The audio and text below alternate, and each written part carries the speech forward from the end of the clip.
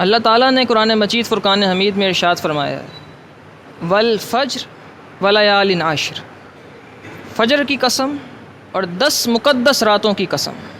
اللہ تعالیٰ نے 10 مقدس راتوں کی قسم ارشاد فرمائی ہے قرآن پاک میں۔ وہ 10 مقدس راتیں کون سی ہیں؟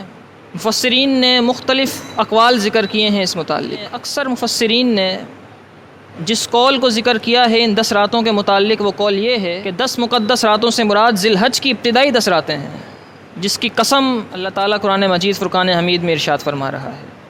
بلکہ حضرت ابو ہریرہ رضی اللہ تعالیٰ عنہ سے تو یہاں تک مروی ہے، فرمایا ما من ایام احب الی اللہ ان یتعبد فیہا من عشر ذی الحجہ یعدل صیام کل یوم منہا بصیام سنہ وقیام کل لیلۃ منہا بقیام لیلۃ القدر۔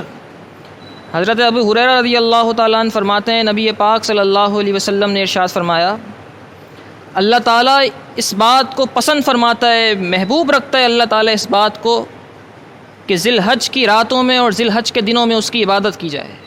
پھر آپ نے فرمایا کہ ذی الحج کے ایک دن کا روزہ رکھنا پورے سال کے روزے رکھنے کے برابر ہے، اور ذی الحج کی ایک رات میں قیام کرنا، نوافل پڑھنا، نمازیں پڑھنا، سجدہ شکر ادا کرنا، اس کی بارگاہ میں سجدہ ریز ہونا لیلۃ القدر میں سجدے کرنے سے بھی زیادہ افضل ہے۔